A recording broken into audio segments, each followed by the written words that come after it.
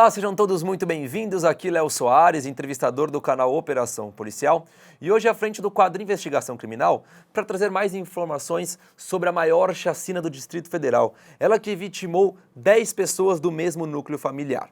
E hoje estamos na presença do advogado da família de Elisamar, o assistente de acusação, Dr. João Darks Fernandes. Doutor, muito obrigado pela sua participação. Mais uma vez, é super importante a gente noticiar esse caso, que está em alta e envolve tantas pessoas, diversas localidades. E é bom a gente conversar com uma pessoa que traz essa visão mais técnica como o senhor. E para a gente começar esse caso, conta para a gente o que de fato acontece nessa chacina.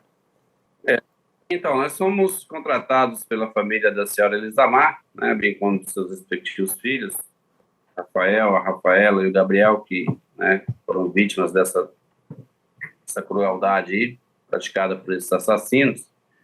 E logo na fase tutorial nós acompanhamos todas as investigações, tudo que o delegado Ricardo Viana e o doutor Aquiles, eram dois delegados à frente, estavam realizando.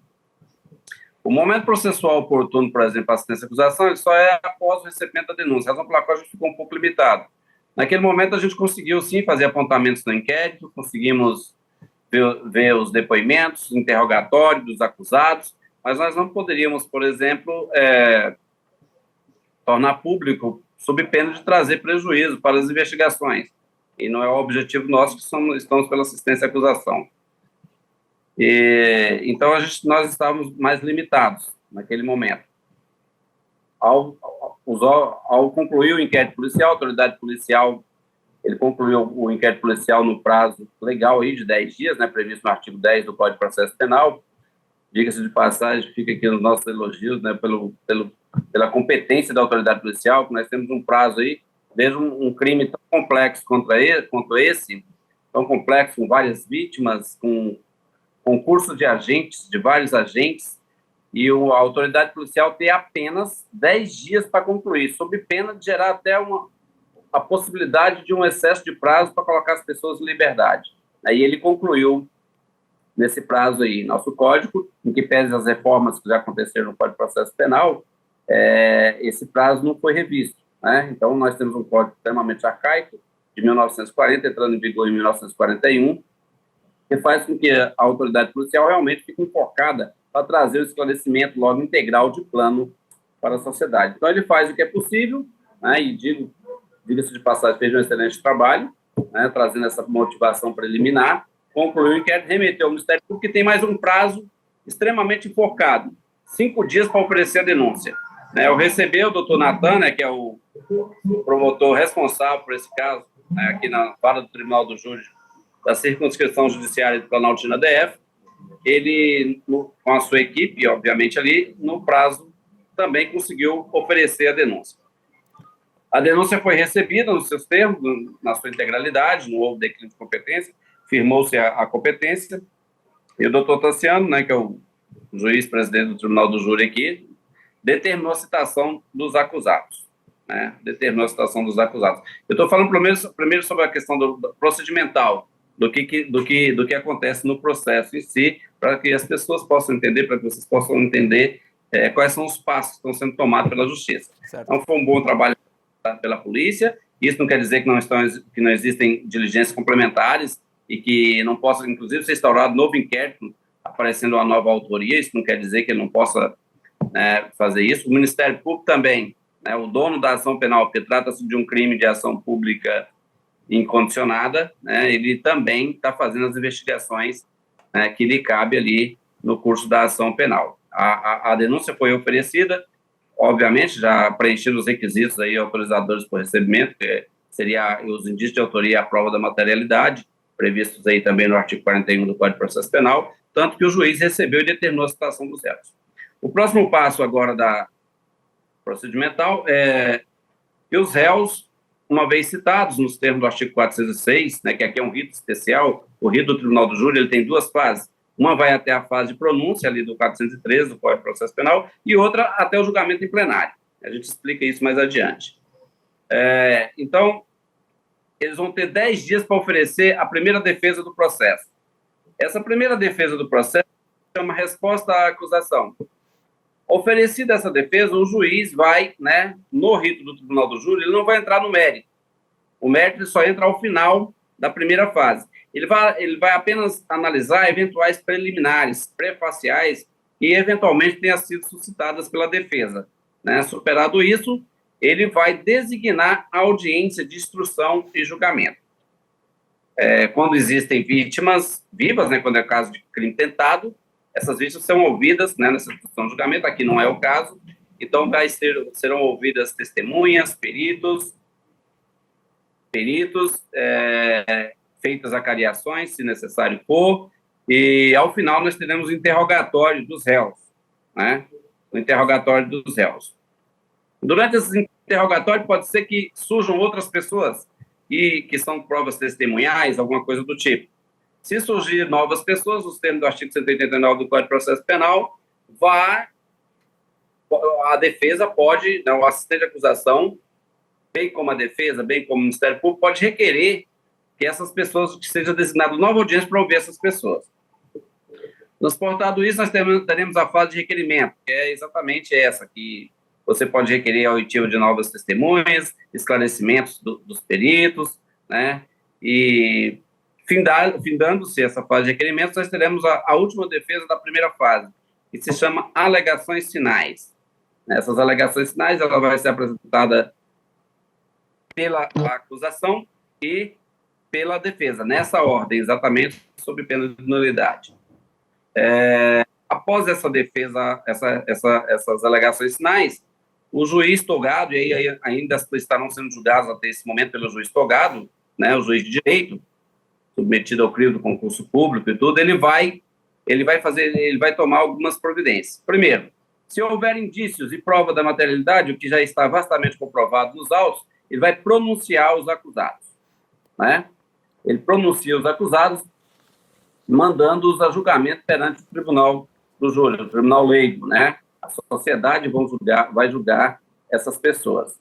Suponhamos que não existisse, por exemplo, indício de autoria ou prova da materialidade, certamente seriam impronunciados.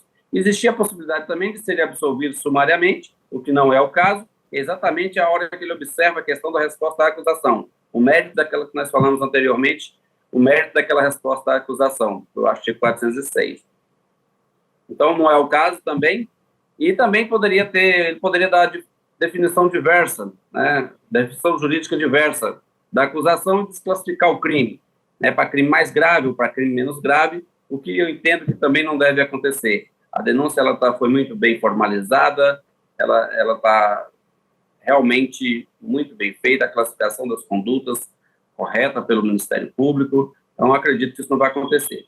Tecnicamente, após essa fase de pronúncio, que certamente eles serão pronunciados, a defesa dos acusados, bem como a acusação, poderia entrar com recurso, né, previsto no artigo 581 do Código de Processo Penal, que se chama RES, recurso sentido estrito. Considerando que trata-se de réus presos, não acho inteligente a defesa manejar esse tipo de recurso, né? Agora, a defesa também poderia manejá-lo, só que não é inteligente porque os réus estão presos, né? Os réus estão presos. E quem vai dar, por exemplo, quem vai dar causa a um eventual excesso de prazo para o julgamento será a própria defesa. Então, isso não será inteligente. Então, eles devem ser, após a pronúncia, vai entrar a fase de requerimentos, que é a fase do artigo 422 do Código de Processo Penal. É onde tanto a acusação quanto a defesa vai requerer a oitiva de testemunhas, prova pericial, né, para ser perito para ser ouvido, por exemplo, perante a sessão plenária, perante o corpo de jurados, entre outras que entender pertinente e necessária. Sabendo que qualquer documento, qualquer objeto só pode ser apresentado até 3 dias úteis antes da sessão plenária, né? Findado esse prazo aí, não pode apresentar mais nada. E aí será designada, após a fase de requerimento, pelo magistrado, o relatório é feito e será designado a sessão plenária, né? Onde nós acreditamos, né, que todos pegarão a pena máxima dos tipos penais no quais estão sendo acusados, né?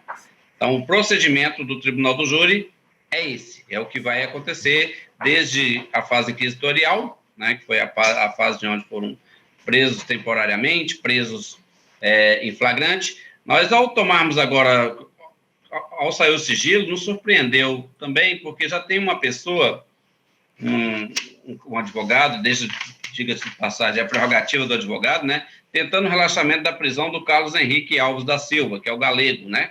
O último preso, certo? Isso, ela atravessou um pedido de relaxamento de prisão, que sequer foi analisado pelo juiz ainda, né?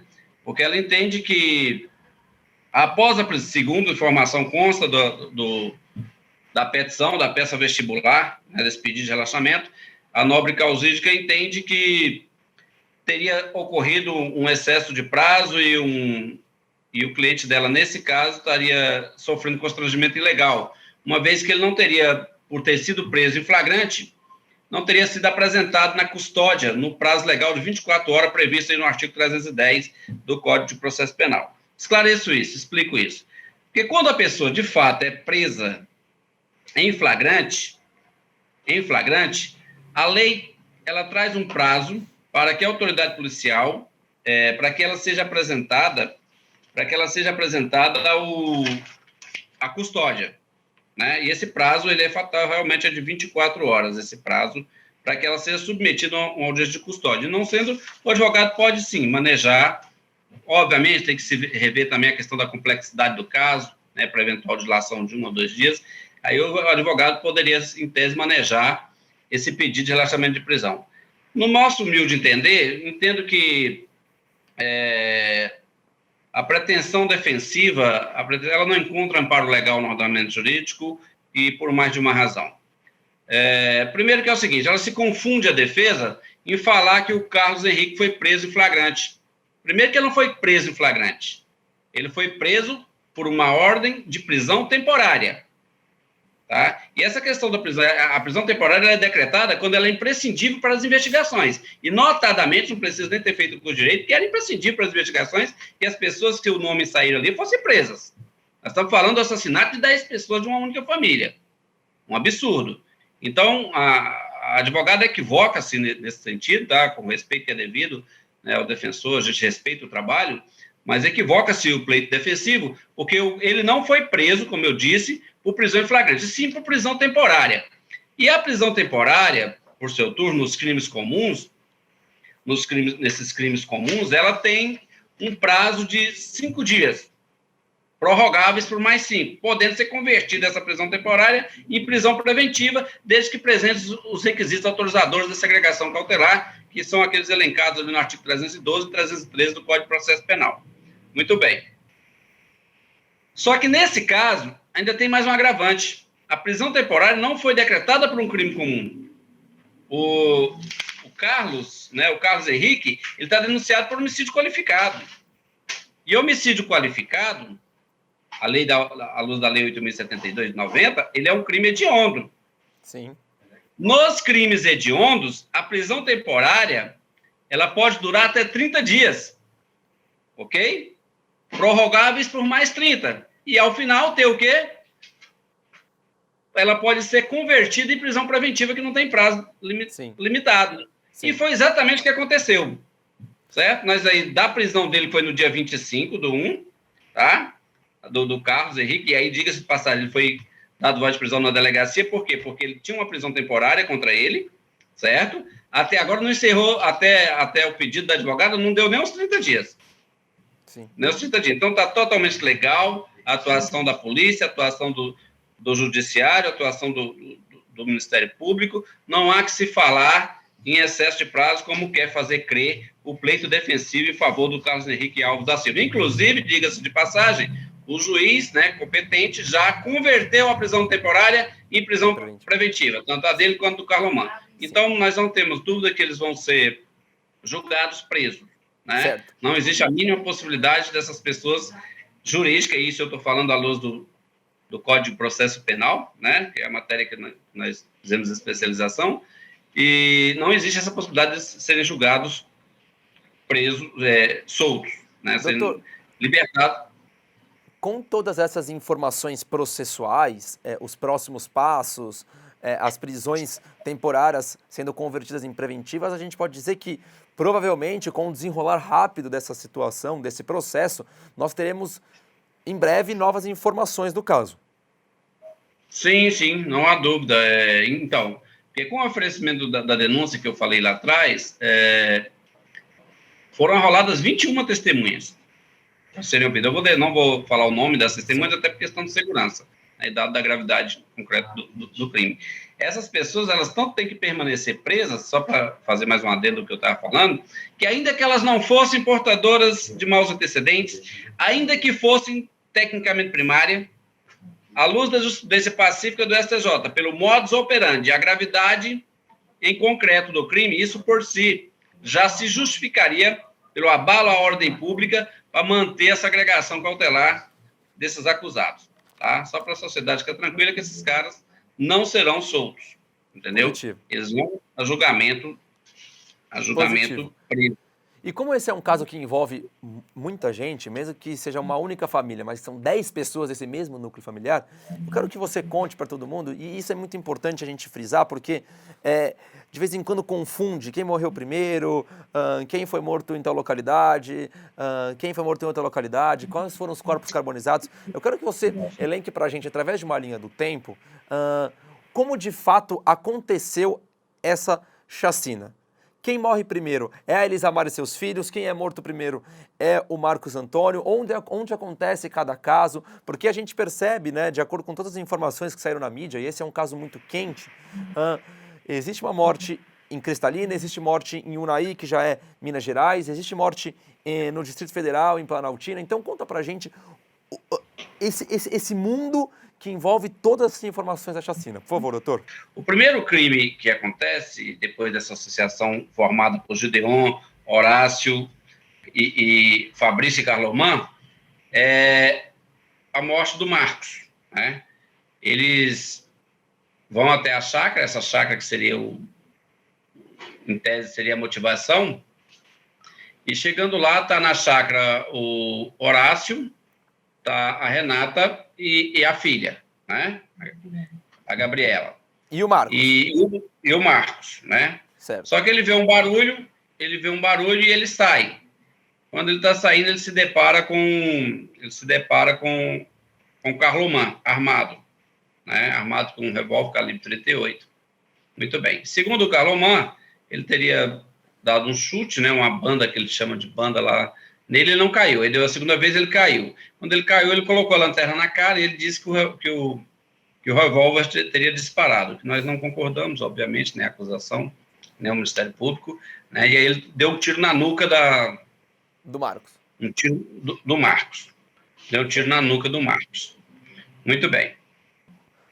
São levados para o cativeiro, nesse momento, são levados para o cativeiro. O Marcos, aí o Carlomán na hora pergunta quem é o caseiro. Né, ainda estava se passando por vítima. O Horácio passaria por vítima, que ele estava num quarto apartado da casa ali onde ele residia. E aí eles falaram onde é, ele foi lá e rendeu também o Horácio. Ele se passou por vítima ali como se fosse, né, também estivesse sendo sequestrado. Nesse momento, onde estava o Gideon? O Gideon ainda estava chegando, entendeu? Ele estava chegando ainda. Mas sabia de toda a confusão, né? Sabia, já sabia tudo que está acontecendo. Ele chega também, é vitimado, se passa por vítima, né? Se passa por vítima, e aí eles vão em 2 carros, levam essas pessoas para o cativeiro em Planaltina DF. Né, só para a gente contextualizar, essas vítimas são Marcos, a sua esposa Renata e a filha deles, a Gabriela. Certo. Isso, entendeu? E, exatamente. E Horácio, né, que se passava por vítima também ali, Gideon. Certo. Aí leva todo mundo para o cativeiro. Lá eles começam, as pessoas perguntando onde é que estaria o Tiago, né? Onde estaria o pai, onde estaria todo mundo. Eles vão ter um plano de chamar, de atrair a Elisamar e os filhos, né? E os filhos e o Tiago. Certo. Bem? Tiago é pego. É nesse cativeiro que o Marcos é morto e esquartejado. Nesse cativeiro. Na mesma hora que ele chega, ele já é esquartejado. Ah, tá. Então eles chegam no cativeiro, eles já esquartejam o Marcos, já certo? Esquartejam o Marcos lá e sai com os membros dele na frente das pessoas, enfim. Assim, imagina uma cena terrível. Ele leva um tiro na chácara, o Marcos, pelo Carlomán. O Marcos, ele chega com vida no cativeiro? Chega com vida no cativeiro. Segundo o Carlomán, ainda viu ele respirando. Aí também o que demonstra o ódio, o requinte de crueldade. Uma perversidade nessa, né, na execução desse crime. Muito bem. Então, quando a Elisamar é atraída, né, ela é atraída, eles mandam ela vir com as crianças, o que também chama a atenção da defesa. Por que trazer as crianças? Motivação da chácara não fecha essa conta, né? As crianças não tinham nada a ver com chácara, não tinha por que trazer essas crianças. Muito bem. A Elisamar também não teria como transferir eventuais direitos possessórios daquela chácara, que ela não tinha nenhum documento no nome dela. E tanto que eles não levam a Elisamar e as crianças para o cativeiro. Eles já levam eles para Cristalina, né, para o rumo de Cristalina, aqui, cidade interior aqui de Goiás, próximo do Distrito Federal. E lá, segundo o próprio Gideon, ele asfixiou, enforcou a Elisamar, e o Horácio e o Carlomán teria estrangulado as crianças, né? Estrangulado as crianças naquele mesmo local. Estariam estranguladas. Voltam, e aí tem um detalhe muito importante que parece que não saiu ainda. Quando eles voltam, e aí dá um problema entre eles. O Fabrício, o Carlomán conta o que tinha acontecido, né? Que tinha matado as crianças e a Elisamar, e o Fabrício parece que não concorda. Entre o próprio Horácio ficou todo mundo meio, entendeu? Não precisava matar as crianças, tudo, enfim. Surge um problema entre eles. E aí o Fabrício, na frente daquelas pessoas que estavam ali, né? No cativeiro. No cativeiro das demais vítimas, solta o nome do Horácio e solta o nome do Gideon. Você conseguiu compreender? Certo, consegui compreender. Então, Gideon, você está errado, Horácio, e não era para sair, porque eles eram para ficar como vítimas. E aí eles não tinham muito mais o que fazer, a não ser matar todo mundo, porque a identidade deles já tinham sido descoberta. Tá aí certo, que eles vamos levam... lá. Vamos lá, doutor. Vai surgindo algumas dúvidas, né? Então, eles pegam a Elisamar e os 3 filhos da Elisamar, né? Eles levam até Cristalina, eles vão em 2 carros, até porque eles matam as crianças e a Elisamar asfixiados e carbonizam o carro. E eles voltam com outro carro, que eles já tinham ido com ele, certo? Certo, isso, exatamente. Enquanto isso, o Fabrício, que tem a responsabilidade de olheiro do cativeiro, fica no cativeiro com o Tiago, que também foi atraído junto com a Elisamar, sim. a Renata e a Gabriela. Tá certo? Isso, certo. Exatamente. Lá. Só que aí, a hora que chega, eles começam a divergir entre eles em razão da morte das crianças, né? Que nem eu já reiterei várias vezes aqui, nem facção mata criança, né? Sim. Então, são uma barbaridade, uma monstruosidade tremenda. E aí o Fabrício solta o nome do Gideon e do Horácio na presença das vítimas, entendeu? E aí que ele pega a Renata com a Gabriela, né? Com a Gabriela. Isso. E levam para a cidade de Unai, uma cidade aqui também que faz lideira aqui com o Distrito Federal. E lá também matam elas estranguladas e carbonizadas, né? Da mesma forma que eles mataram a Elisamar e as crianças, eles matam a Gabriela e a Renata. Dessa vez no carro dos Marcos Antônio, certo? Exatamente, isso. Da vez no caso do Marcos Antônio. Regressam, né, voltam ao cativeiro, e aí vai acontecer as últimas mortes, né? Porque aí eles sequestram a Cláudia, né? Sequestram a Cláudia e a filha, porque ela estava fazendo uma mudança, e isso já estava programado, e mandaram o Carlomán para ajudar. Certo. Só para a gente contextualizar mais uma vez, a Cláudia, ela é ex-mulher do Marcos, certo? Mas eles mantinham uma relação, parece que dúbia lá, segundo a informação dos autos. Certo. E a Cláudia tem como filha a Ana Beatriz. Certo? Isso, a Ana Beatriz. Certo. Isso. Aí eles sequestram ela, né? Levam para o cativeiro. E lá no cativeiro, como eu disse, lá no cativeiro, quem foi morto lá no cativeiro foi apenas o Marcos. Sim. Apenas o Marcos foi morto no cativeiro e enterrado ali, né? Sim. Numa fossa que tinha lá no fundo. Eles usaram um produto cal, eu nem sabia, eu fui policial 14 anos, nem sabia que isso tinha, né, evitava o odor, o cheiro do cadáver. E depois vem a morte da Cláudia do Tiago e da Ana, né? Da Ana, isso, da Ana. É um terreno baldio, onde tem uma chácara mais ou menos abandonada e fica próximo do cativeiro. Só que o interessante é que já sabia onde era. Então, tudo estava programado para matar. Era premeditado. A premeditação, eles foram, o Carlomagno narra com riqueza de detalhes que eles iam ensinando onde é que era, né? Então, já tinham programado tudo. E lá, segundo o Carlomagno, o Tiago foi o último a ser morto. Por quê? Porque ele estava bem amordaçado, estava bem amarrado, não tinha como ele sumir, né? E ele acredita que eles foram mortos ali foi com faca, né? Tá. Ele estava com a faca e corda. E é nesse local próximo ao cativeiro que os 3 corpos, Jana Beatriz, Cláudia e Tiago, são encontrados em uma cisterna, parece um poço, uma cisterna, né? Jogam dentro da cisterna, aí joga cal, para não ficar o cheiro, né? E jogaram terra, né? E o Carlomagno, o que chama a atenção da defesa, das teses de acusação, é o seguinte: o Carlomagno, ele narra com riqueza de detalhes o intercrimes, né? Ali desde a cogitação até a execução, só que ele nunca participou de nenhuma execução. Ele não teria matado ninguém. Só que o Gideon vem, né, e fala que ele participou, inclusive foi ele que matou as crianças, né? Ele e o Horácio, que estrangulou as crianças ali dentro do carro. Inclusive, uma das crianças gritou ali, só uma que gritou, falou, acho que vendo a mãe morrer, né, ali na sua frente, sendo assassinada na sua frente, ou se você matar a minha mãe, eu te mato. Foi a única coisa que ela falou, né? Assim, imagina um cenário de terror ali para aquelas crianças. Nossa, é terrível. É terrível a gente imaginar, né? E a gente começa a desenhar na nossa cabeça como foi o modus operandi dessas pessoas que praticaram esses crimes, né? Porque eles já sabem como funciona a dinâmica, eles já têm uma casa para levar, depois já tem uma outra residência para jogar os corpos, eles esquartejam uma pessoa, eles matam crianças, a gente chega assim, acho que no ponto máximo da crueldade, né? Crueldade do ser humano, isso. Eu entendo que a nossa legislação aqui, que eu já tenho falado isso reiteradas vezes, é uma legislação arcaica. O caso da Elisa Mar é um caso que deve ser refletido pelos políticos, né? Porque hoje foi os filhos dela, mas isso poderia acontecer com qualquer família, por mais, entendeu?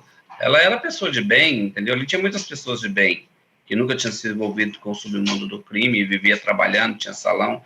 Então, assim, eles devem refletir sobre a questão da pena, né? A sanção aflitiva imposta pelo Estado sobre um crime, né, dessa crueldade, dessa natureza. Eu acho que esses cidadãos, eles deveriam, seria justo, né, seria proporcional eles estarem sendo julgados no Texas dos Estados Unidos, porque a cadeira elétrica era certo. E, no mínimo, eu tenho a minha posição é que tem que existir, sim, a pena de morte, tá?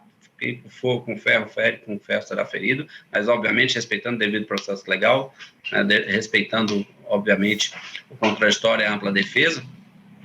E uma vez, uma barbaridade dessa, uma pessoa dessa não existe ressocialização como quer o artigo 1º da Lei 7.210. É impossível a ressocialização de uma pessoa dessa. Nota-se que o Gideon, inclusive, matou o irmão no crime Planaltina antes. Ele assassinou o irmão para a informação que parece que para tomar R$81 mil de um carro que ele tinha vendido, né, e vai ser submetido a julgamento aqui em Planaltina ainda por esse crime. Corre em sigilo, entendeu? Então, são pessoas assim, na minha concepção, eles não têm como retornar ao convívio social. E pela legislação arcaica que nós temos, infelizmente, se a pessoa for jovem, comete Hoje nós não podemos, qualquer pessoa que pratica um crime, por mais bárbaro que ele seja, né, por mais concurso de crimes que exista, seja no concurso material, ela não vai poder ficar mais de 40 anos. Era 30 pacotes anticrime, vem e passa para 40 anos, né? Então, assim, o cara ainda tem chance de voltar à sociedade. E essas crianças, qual é a chance que elas tiveram? E a dona Elisa Mar, qual é a chance que ela teve? Né, as demais vítimas, o Tiago, seja lá quem for, qual foi a chance que eles tiveram? Então, essas pessoas, para mim, não merecem ter uma chance de retorno ao convívio, né, da sociedade, nesses crimes graves, nesses crimes, né, que, por exemplo, uma coisa é a pessoa, não é que se justifica, não estamos aqui para avalizar, por exemplo, a conduta de quem mata injustamente alguém, mas uma pessoa que mata, por exemplo, o cara que estuprou a filha dele, é uma situação, né? Inclusive, ele tem aí o privilégio previsto no artigo 121, parágrafo 1º do Código Penal. Agora, uma pessoa que mata uma criança de 6 anos, cara, nós não temos pena para corrigir essa conduta. O Brasil não tem pena para corrigir essa conduta, tá? E diga-se de passagem, tem que ser feita uma revisão maior nesse sentido. Né? Para o quê? Para nós termos uma resposta satisfatória para as vítimas, né? Para a sociedade, para a família, para todos. Né? Porque essa resposta, nós temos aí. Infelizmente, nós temos o artigo 29 do Código Penal, né, o concurso de pessoas. Cada um vai responder pelo crime na medida da sua participação. Nós temos gente aí que vai pegar menos pena, tá? Eu entendo que é o seguinte, se você entrou no mundo criminoso, independente da sua vontade, se você se associou para determinado crime, ainda que ele fosse patrimonial, e aí é uma posição isolada minha, né, ela não é defendida pela doutrina majoritária em hipótese alguma, né, eu entendo que a doutrina majoritária é no sentido que é o que prevalece, que a pessoa vai responder até onde ela participou, mas eu entendo que se você se uniu a uma associação criminosa, automaticamente já existe um IM subjetivo, né, que é o vínculo psicológico, um dos requisitos para caracterizar o concurso de pessoa, né? Automaticamente, porque uma associação criminosa é capaz de tudo. Você está entrando no SUS, você tem que ter consciência que você está entrando numa organização criminosa que pode praticar qualquer crime. Então, todos os crimes que forem praticados, independente da conduta de quem seja, por uma associação criminosa, todos os integrantes daquela associação teriam que responder por ele. Essa é a minha concepção jurídica sobre a coisa. Sim. Tá? Doutor, é importante você levantar esse ponto, porque a gente tem de informação, de acordo com toda a investigação policial, que, vamos levantar, né, que foi muito bem feita e de forma bastante rápida para chegar aos suspeitos, enfim, né, a reconhecimento dos corpos. Você acha que a única motivação desse crime é realmente a disputa de terras? Ou você acha que existe um desenho comum de uma organização criminosa?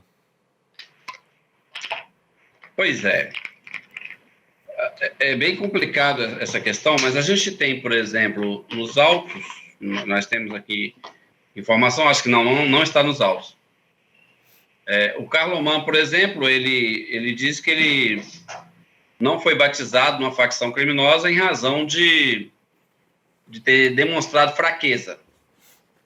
Só que essa informação trazida por ele, como outras que a gente sabe que são inverossímeis, né, são totalmente falaciosas, não procede. Por quê? Porque ele ostenta uma condenação aqui no Distrito Federal, isso em primeira instância, né, mantida pela segunda instância, né, do Tribunal aqui de Justiça do Distrito Federal, onde ficou pacificado, né, que ele, além de ter sido batizado na facção criminosa,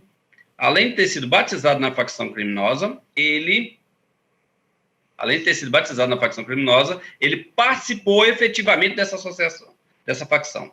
E ele foi condenado por isso. Associação criminosa com o PCC. Muito bem.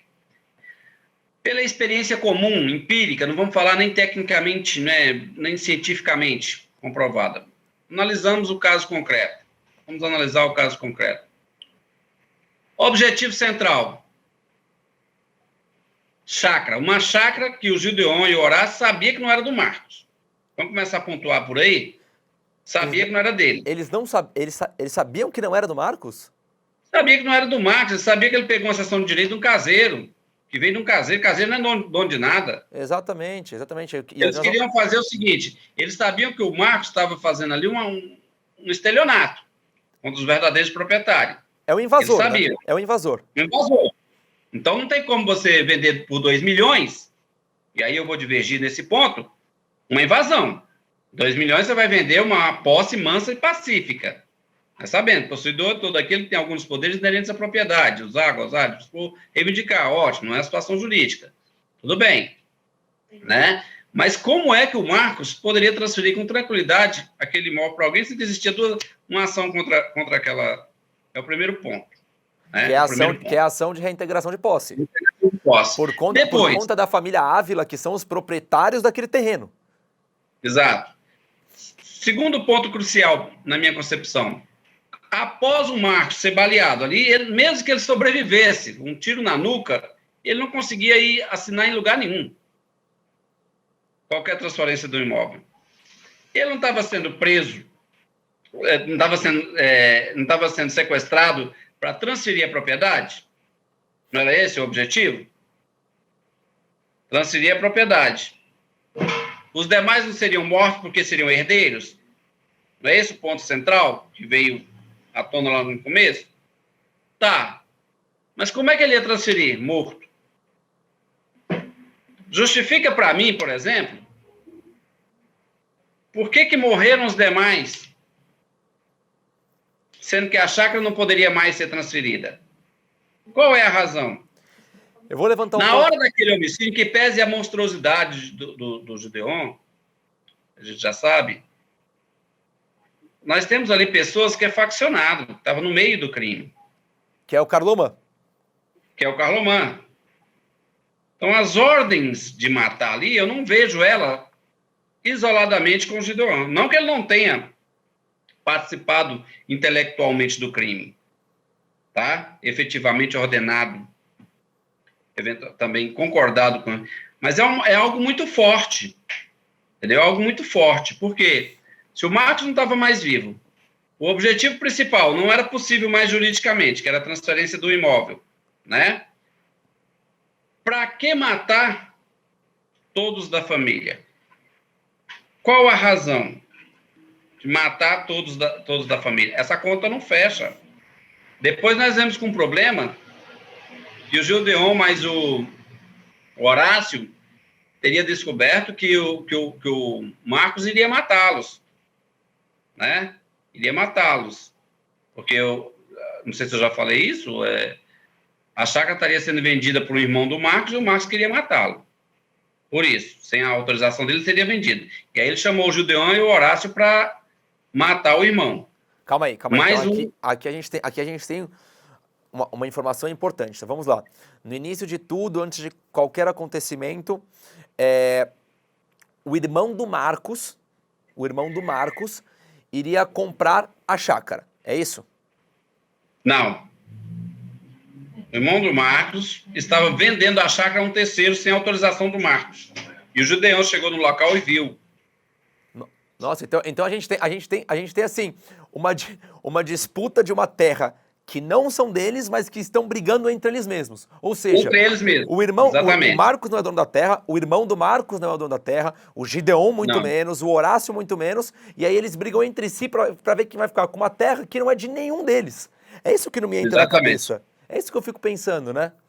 Certo, então o irmão do Marcos ia passar por cima do Marcos para vender a terra para um terceiro, certo? E aí o que aconteceu? E qual era o valor que ele ia vender a chácara? Nós temos essa informação, doutor? Apenas para registrar, essa informação foi traga aos autos pelo Carlomã.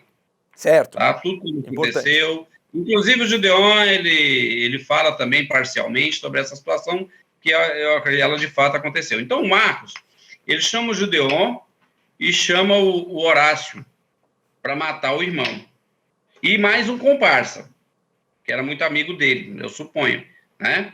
Certo. E mais um comparsa. Só que o plano do Marcos, segundo a informação do Carlomã, era que após o Gideon e o Horácio matar o irmão dele, ele mataria eles, para ficar como uma questão de legítima defesa, de vingança. Não daria nada porque ele teria matado o irmão, então ele mataria eles, né? Só que esse comparsa do Marcos, que também era conhecido do Gideon e do Horácio, estaria ali na empreitada criminosa, certo? Ele foi e contou para o Gideon e para o Horácio, certo? Contou que se eles matassem o irmão, o plano do Marcos era matá-los. Cara, isso aí para mim traz uma motivação extremamente forte.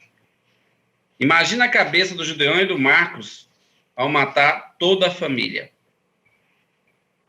Eles tinham assim, do Gideon e do Horácio. Gideon e do Horácio ao matar toda a família do Marcos.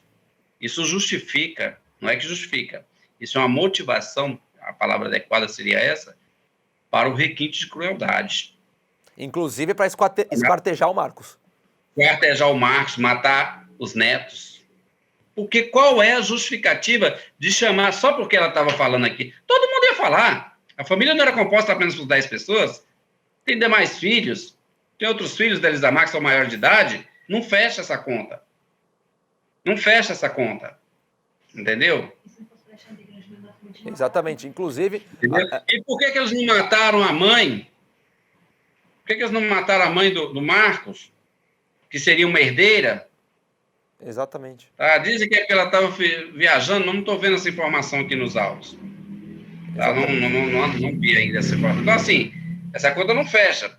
Agora, você descobrir que você vai fazer um favor pro cara, vai entrar numa empreitada criminosa com o cara, e depois o cara vai te matar, eu imagino que no submundo do crime, isso não tem perdão.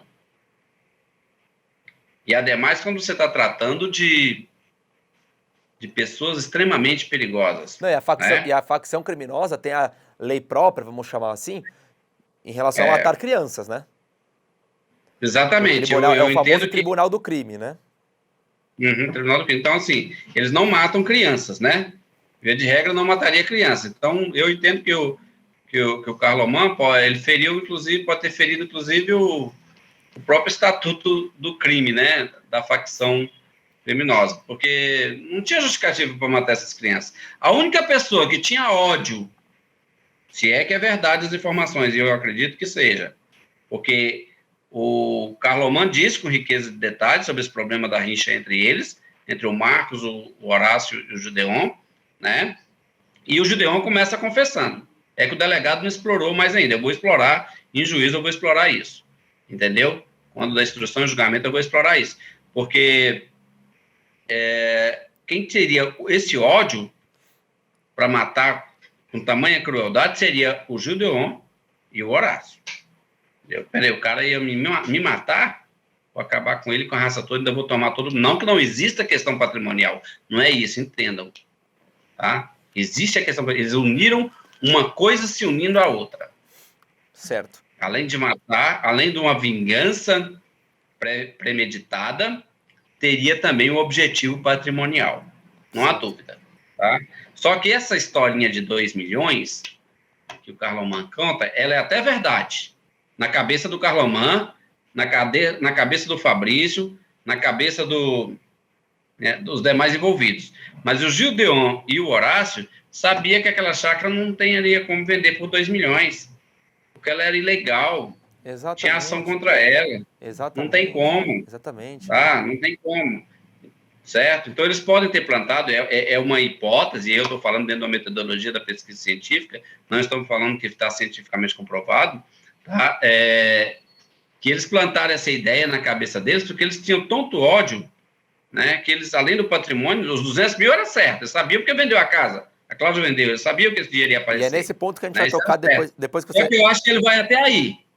A chácara só foi, assim, um subsídio, um fundamento para que alimentar entendeu? A vontade dos demais de prosseguir no animus necandi, né? Que na vontade de matar. Tá certo. Esse então, ponto da chácara da Cláudia é muito importante você citar, porque realmente a Cláudia, ex-mulher do Marcos, mãe da Ana Beatriz, ela vendeu uma casa no valor de 200 mil reais. E o Marcos parece que participou dessa negociação, então o Gideon e o Horácio, eles sabiam da venda dessa casa. Então, a Cláudia e a Ana Beatriz acabam entrando como vítimas justamente porque tinha esse valor da casa e o Gideon e o Horácio sabiam desse valor. Inclusive, o Marcos chega a contratar o Carlomán, o Gideon e o Horácio, para fazer essa mudança, comunica a Cláudia. É aí que o Carlomán, junto com os dois, invade a casa da Cláudia e da Ana Beatriz, faz o sequestro, mais uma vez, fingindo um assalto. Tô certo nessa informação? Na verdade, o Carlomán que vai, porque eles tinham essa informação antes de tudo acontecer. Certo. Ela ia mudar mesmo, tudo, antes de tudo acontecer. Então, o Gideon tinha essa informação, né, que ele iria ajudar, mas ele e o Horácio iria ajudar na mudança para a casa nova. E aí eles mandam, só que na verdade não são eles que vão, quem vai é o Carlomán, para ajudar. O Carlomán que vai para ajudar, né, essa mudança lá. E eles falam, eles dão a voz, né, no palavreado deles lá, as palavras deles lá, na nova casa. Exato. Quando ela está na nova casa, eles dão a voz. Aí quando eles a pegam, sequestram e levam para o cativeiro. Exatamente, doutor. Aí elas são levadas para o cativeiro e ficam em poder dos bandidos. Então, mais uma vez, aí a gente tem uma motivação econômica, porque eles sabiam que, de fato, existia a venda dessa casa. Essa motivação econômica, eu não descarto ela existe, está extremamente comprovado, mas o que faz... Vamos colocar o ápice, o início, a Abinite, desde o início, o que faz eles tomarem, eu entendo assim que tomar coragem para praticar tudo isso, inclusive se organizarem para praticar tudo, foi o ódio que o Horácio e o Horácio e o Gideon tinham do Marcos. Você vê que o Gideon, em que pese morava 10 anos já com o Marcos, ao ser indagado pelo delegado se ele era amigo do Marcos, conhecido, ele, não, só sou conhecido. Então ele demonstra, né, praticamente assim, que ele não era amigo do Marcos.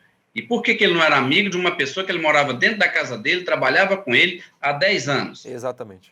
Tá? O que dá mais força para essa tese que o Carlomão trouxe, que o Marcos, de fato, pretendia matar o Gideon e o Horácio depois desse crimes que eles praticariam aí contra o irmão dele. Certo. E aonde que o Marcos conhece o Gideon e o Horácio?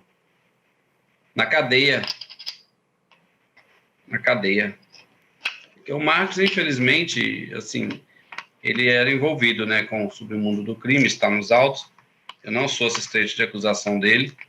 Eu defendo os interesses exclusivamente da família da Elisamar e seus filhos, né? Tenho filhos da idade, inclusive sou amigo de um irmão da Elisamar e vou defender até o final, entendeu? Vou sustentar a acusação até o final e não sou advogado da família do Marcos. Certamente vocês devem contratar outro, não sei como vai ficar essa situação. Mas o Marcos já tinha passagem pela polícia?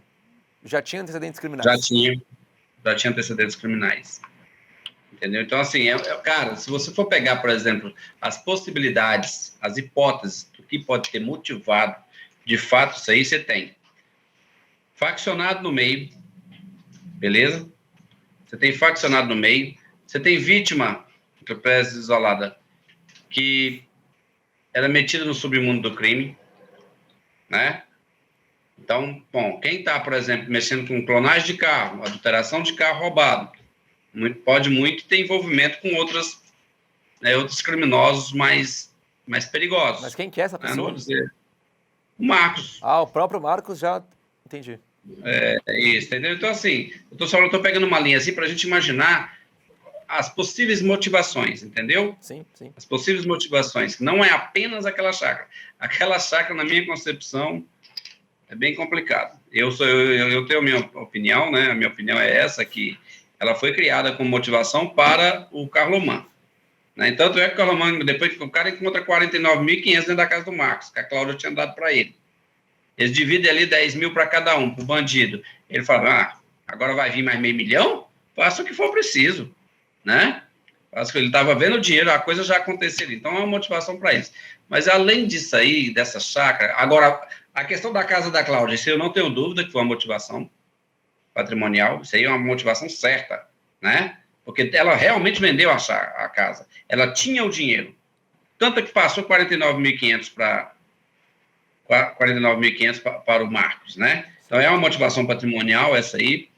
A chácara pode ter sido aí uma ideia do Horácio e do Gideon para convencer mais ainda os demais integrantes da associação. E não vou descartar a possibilidade de participação, né, de outras pessoas, porque a morte dessas crianças tem um comando muito forte. Ainda que no submundo do crime, eu digo isso porque eu fui policial durante 14 anos, fui policial militar, trabalhei no sistema prisional, entendeu? E a morte dessas crianças, ela difere de tudo que eu já vi, né, na minha profissão, seja como advogado criminalista, seja como policial, ela difere. Fica assim como se fosse um filme, né? Queima de arquivo, será que foi queima de arquivo? Ou um ódio mortal, né? Ou uma facção envolvida, que deu um comando por trás de tudo, agora tem que acabar com todo mundo, né? Já acabou com o meu, deu errado primeiro, então vamos acabar. Então, é um livro isso, tá? É um livro. Infelizmente, eu acho que a acusação vem muito forte. Já disse que o promotor, doutor Natan, é extremamente competente, é um promotor que já foi delegado de polícia, extremamente preparado, mas, assim, são prazos ínfimos que a legislação traz para punir bandidos de altíssima periculosidade. E ninguém, né? Meu Deus, o ser humano é falível. Então, assim, existem várias possibilidades que devem, no curso da instrução aí, ainda serem reveladas, né? Certo. Entre elas, tem envolvimento de facção? Posso dizer que não? Eu não posso. Eu só sei que facção não é comum facção matar criança, né? Não é comum facção matar criança. Existe faccionado no meio? É as perguntas que se deve fazer. Existe. Isso aí está provado. Pessoa que pertence à facção criminosa está provado porque tem condenação nesse sentido. Então, uma condenação feita por um juiz, por 3 embargadores, né? São extremamente experientes, com conhecimento, com notório saber jurídico, eu entendo que está comprovado. Então, existe faccionado. Existia um ódio tão grande que pudesse, né, motivar a morte desses inocentes? Existia. Existia. Por quê? Porque uma das vítimas, né, o avô desses inocentes, tramou contra esses bandidos a morte deles. Entendeu? Então, existia sim, tá? É possível ser uma grande vingança? Sim. Né? A questão patrimonial, ela existe? Existe. Sólida, concreta. Para mim, o dinheiro da Cláudia. Por que o senhor não fala que é sólida, concreta? Não existe, então, a motivação da chácara? Não, ela existe. Ela existe, mas ela pode ter sido, tá? É uma hipótese, algo plantado pelo Gideon e pelo Horácio na cabeça do Carlomán, que era faccionado, e aí nós estamos falando de 2 milhões, pode envolver muita gente, né? 2 milhões, a partir de 2 milhões envolve muita gente, pode ter o apoio de muita gente, 2 milhões no mundo do crime, então poderia ser por aí. Por quê? Porque eu não vejo a luz do direito como uma motivação totalmente idônea, porque não tinha como transferir. Exatamente. A vítima morreu. Exatamente. A vítima morreu. Não justifica a morte das outras pessoas depois do Marcos ter morrido. Essa tese de única motivação ser a chácara, ela cai. Ela cai quando o Marcos morre. Porque quem tinha a documentação, segundo o Carlomán, já estava preparado, que ia transferir, era o Marcos. Sim. Mas se com a morte dele, defenda para mim, por que mataria o restante? E, doutor, nessa história toda, onde que entra o Carlos Henrique Alves da Silva, que foi o último preso no dia 26 de janeiro, o último suspeito preso? Onde que ele entra nessa história? Ele foi convidado apenas para sequestrar o Thiago, que é o Galego, né? Galego, isso. O Galego, isso. Ele foi só para isso. Só que ele vai, né, obviamente, vai responder pela morte e tudo, claro, porque ele participou, entendeu? Assim, ele foi convidado para sequestrar o Thiago. Ele não sabia segundo consta dos autos, ele não sabia da dinâmica de tudo que iria acontecer. E ele é convidado por quem? Pelo Carlomán? Pelo Gideon? Ele foi pelo Carlomán. Certo. É isso mesmo, né, doutora? E nesse momento que ele é convidado pelo Carlomán, aquele menor infrator, ele já não participa mais, porque, se não me engano, me corrija mais uma vez se eu estiver errado, ele vê o Marcos sendo esquartejado, ele fica com medo daquela situação e foge, não é isso? É um pouco complicado, porque o Gideon, ele fala, para saber a verdade real, é o que eu falo quando eu estou fazendo o tribunal do júri, só quem estava ali, né, que a gente tem que trabalhar o que está construído dentro do processo. E o Gideon fala que o menor participou do esquartejamento, entendeu? No seu vídeo, entendeu? Ou seja, então, aí a gente tem versões diferentes. Versões distintas que para você apurar de fato. Mas a gente tem informação que ele recebeu dinheiro, entendeu? Era para receber 5 mil, parece que recebeu 2 e ainda ficou faltando 3 mil. Ou seja, de acordo com o Gideon, o menor participativamente de uma morte, pelo menos. De uma morte, pelo menos, né? A participação foi usada ali no instrumento do crime. A informação de que quando... imediato, né? A informação de que quando carbonizaram o segundo carro, o carro do Marcos, com a Renata e a Gabriela, o Gideon se queimou as mãos. Inclusive, foi essa uma prova contundente, quando a polícia chegou ao Gideon, de que ele deveria ter participado do crime, né? Porque encontraram os carros carbonizados. E isso é verídico. Isso é verídico. E aqui, cara, e nessa questão da prova, cara, Deus nos dá o livre-arbítrio para trilhar o caminho do bem ou do mal, né? Mas, cara, eu estou convencido que ele queimar essa mão ali foi de Deus. Porque vem comigo. A prova. Se esses caras não tivessem carbonizado esses carros, tá? Não tivesse colocado fogo nesses carros, carbonizado as vítimas, tivesse enterrado todo mundo naquela cisterna lá naquele terreno ermo. Toda a comunicação era feita pelo telefone das próprias vítimas. Será que a polícia teria pego esse pessoal? Ia trazer ainda mais dificuldade para as investigações, né? Eu entendi o que você quis Muito mais teria pego, eu imagino que não. E quando ele se queima e você tem aquele carro carbonizado, né? Você tem os carros carbonizados. E o cara que mora na chácara da pessoa que está desaparecida, né, tá queimado, acabou. Aí a casa caiu, né? Sim. Sim. Aí as duas mãos, aí a casa caiu. Então eu entendo que ali foi Deus que falou assim, toma, você fez, você tem um livre-arbítrio, mas agora tu vai responder. Inclusive, foi por esse motivo das mãos queimadas que o Gideon não participa da morte a facadas do Tiago, da Cláudia e da Ana Beatriz, certo? Sim, porque eu estava machucado, muito machucado. Exatamente.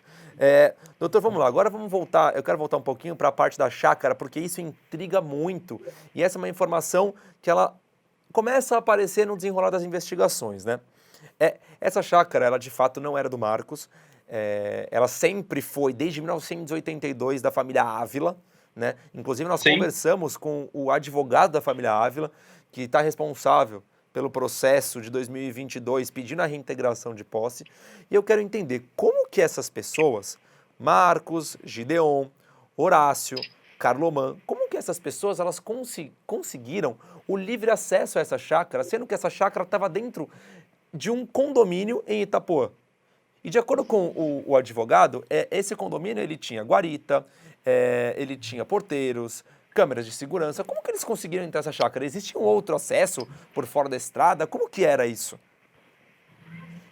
Pois é, como eu disse anteriormente, foi o caseiro deles que trabalhava para essa família há muito tempo, né? Porque, na verdade, essas proprietárias e proprietários, eles são herdeiros.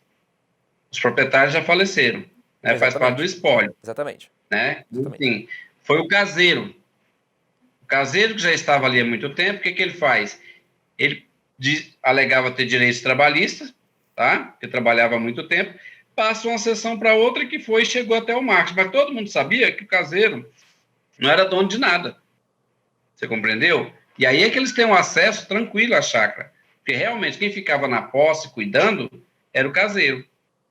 E quando o Marcos é procurado, ele fala que comprou os direitos desse caseiro e se intitulava o possuidor. E nós sabemos que caseiro não é dono de nada. Exatamente. Ele pode, no mínimo, ter a detenção. Ele não tem sequer direito possessório, ele pode ter a detenção, a permissão para ficar ali. Né? E nós sabemos que os atos de permissão, eles não induzem posse. Isso está na letra da lei, no Código Civil. Exato. Então, se ele não induz posse, não tinha como esse caseiro transferir eventuais direitos, porque eles não existiam. Não existiam. Então, existia uma sucessão de contratos simulados, sucessão de direito, né, de contratos simulados, para dar uma visão de legalidade que, na verdade, não tinha lugar de chegar. Entendeu? Todo mundo sabia disso. Então, o que acontecia? No máximo, por exemplo, poderia acontecer, porque ele tinha a coisa ali, né, a detenção física da coisa, né? Eu não vou dizer posse pela teoria de Hering, mas ele tinha a detenção física ali da coisa, e no mundo criminoso ele poderia até vender, não vou dizer que não poderia, porque a família não estava ali. A família necessitava de uma ordem judicial para tirá-los dali, né? Então eles poderiam sim vender, mas nunca por 2 milhões. Eles iam vender ali no meio criminoso deles, entendeu? Sei lá, por 100, por que nem o Marcos adquiriu, por 50, por 70 mil reais, entendeu? 100 mil reais, nunca por 2 milhões, porque diga-se de passagem, quem é que vai comprar uma propriedade por 2 milhões de reais se ela não tiver o mínimo de documento Exatamente. E você acabou de necessário para a transmissão? você acabou de citar uma informação que me surge um ponto de interrogação. O Marcos, ele paga para a pessoa que passa essa posse irregular 100 mil reais, é isso? Menos ou seu menos, é isso que eles falam no interrogatório deles, que ele teria pago, né? Mas eu acredito que deve ser com transação de dação em pagamento, permuta, questão de carro ali, aquele submundo, né? Da coisa errada. Dentro da chácara, eles praticavam alguma atividade ilícita? Eu digo eles, Marcos e companhia. Eu tenho informação que sim, que faziam clonagem de veículo, né? Eu não sei se é exatamente nessa chácara, porque tem uma outra também que ele usava, e eu não sei qual a situação dessa outra gleba de terra pequena, que tinham muitos carros lá, segundo a informação. Certo. Né? Certo. Que era para adulteração, para clonagem, enfim. Certo. Isso aí existe depoimento nos autos, logo eu posso comprovar se foi exigido, entendeu? É, porque a gente, Então, conversou com o advogado da família Ávila, que são os proprietários da casa, né? E ele disse que realmente é uma chácara que vale 2 milhões de reais, né? Em valor monetário, porque é grande, né? Ele diz no valor... 5 hectares, né? No valor mesmo, no valor real. Exato, 5 hectares, tem cachoeira privativa, um amplo gramado que pode ser utilizado para agricultura, né? Ele diz que realmente vale, que é um local de terra valiosa, mas que de forma alguma, mesmo o crime dando certo, vamos dizer assim, de forma alguma, aquelas pessoas poderiam simplesmente se tornarem donas daquele espaço, É o que eu tenho lote. sustentado desde o início, é o que eu tenho sustentado desde o início. Por isso que, para mim, doutor João Darques, né, não estou falando pelo promotor, não estou falando pelo delegado, que fizeram excelente trabalho, nem pelo juiz, nem por ninguém. Estou falando, para mim, essa motivação da chácara não fecha. Entendeu? Para mim, essa motivação ela pode ter existido, mas até o momento. Não que ela poderia... Eles sabiam que isso não tinha como dar certo. O verdadeiro objetivo, para mim, ele pode ter existido para colocar, para chamar a atenção dos demais envolvidos, para criar uma ambição nos demais envolvidos. Agora, a verdadeira motivação para mim é o ódio. 3 pontos aqui eu vou pontuar, hipótese, diga-se de passagem. O ódio que Carlomã e Horácio tinham do Marcos. Primeiro ponto. Né? Segundo ponto, faccionado envolvido. Sim. Terceiro, a casa da Cláudia, que isso era substancial que ela tinha. Certo. Que era um fato concreto, né? Um fato concreto. Né? O que é que fez com que essas pessoas praticassem esse crime horrível, né? Sim. Um desses 3 pontos, ou os 3 unidos, tá? Os 3 unidos. É o ódio, né? A chácara, ela pode ter ido até o momento, mas a chácara não foi a motivação principal, na minha concepção, para essa chacina. Certo, tá? ainda mais, isso se sustenta ainda mais quando você traz esse fato de que o irmão do Marcos queria vender a chácara, aí o próprio Marcos planeja matar o irmão, com a ajuda do Horácio e do Gideon, aí um descobre, aí vira, né, vira um mistério enorme. E, doutor, me tira mais uma dúvida. Vira uma guerra ali, né? Uma guerra de criminosos ali, na verdade. Exatamente. Me tira uma dúvida. Há algum trabalho pericial ainda em andamento para descobrir alguma nova resposta? Sim, inclusive solicitado pelo Ministério Público, né? Tem uma coisa que me chama a atenção, analisando detidamente também os autos. Vocês devem ter tomado conhecimento de um bilhete. Sim. Chefe, vem aqui que está acontecendo uns problemas aqui. Exatamente. Né? Tem que atrair o Thiago, tal, alguma coisa desse tipo. Não tem ele aqui fácil. Mas, assim, o que me chamou a atenção foi o interrogatório do Carlomã. E eu acho que ele está falando a verdade. Na hora que o delegado indaga ele, quem tinha escrito aquele bilhete? Esse bilhete foi encontrado...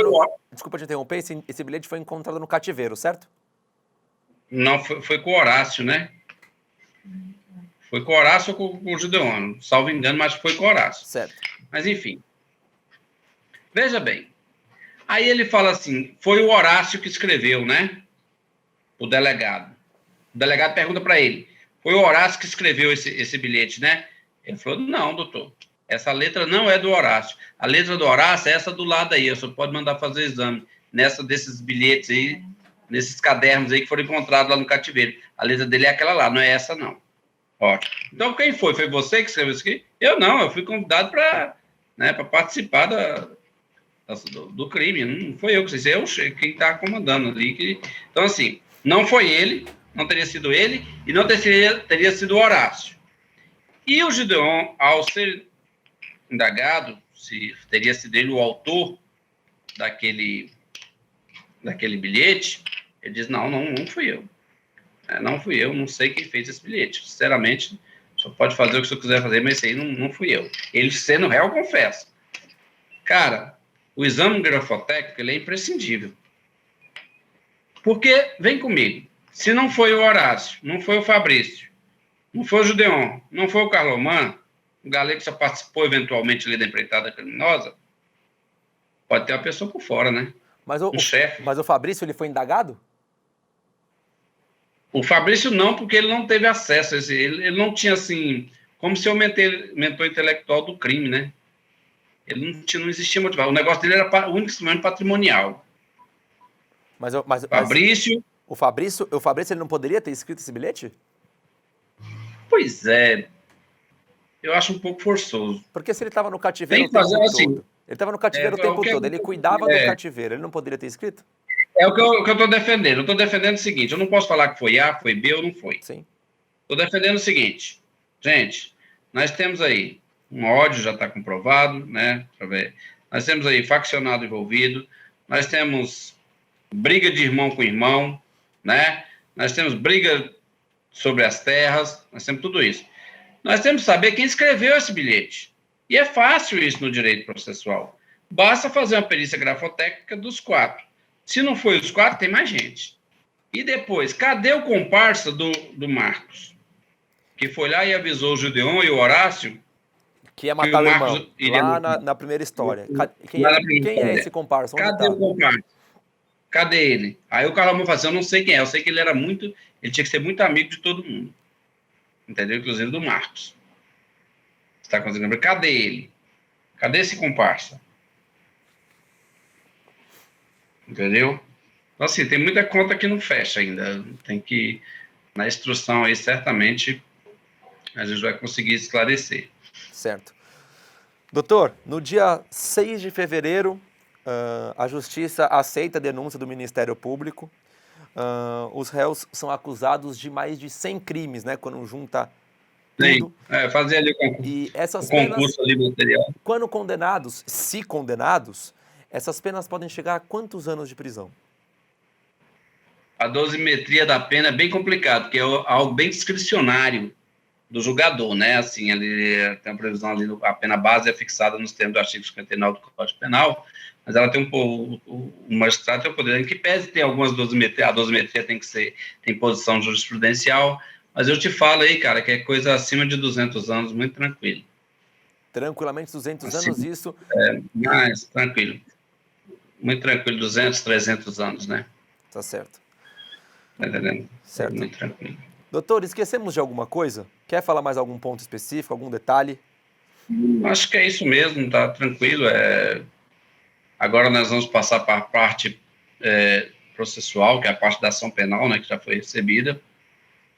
E na instrução e julgamento, certamente vai ter teremos algumas novidades, que vai ser o momento que os réus vão usar o contraditório, a ampla defesa, também lhes serão feitas perguntas, eles terão usar em favor deles a confissão, nós vamos fazer várias perguntas para eles, e certamente muitas novidades ainda podem acontecer daqui até lá. Claro, com certeza. Muito obrigado pela sua participação. O nosso canal aqui está aberto para te receber novamente. Se você tiver novas informações, por favor, traga, porque é super importante a gente divulgar isso para as pessoas, né? Para a gente aqui também começou como um mistério, aí a gente foi indo atrás dos detalhes do crime, até conseguir chegar para conversar com você, que tem muitas informações técnicas e, de fato, agora está defendendo a família da Elisa Mar. Muito obrigado pela sua participação.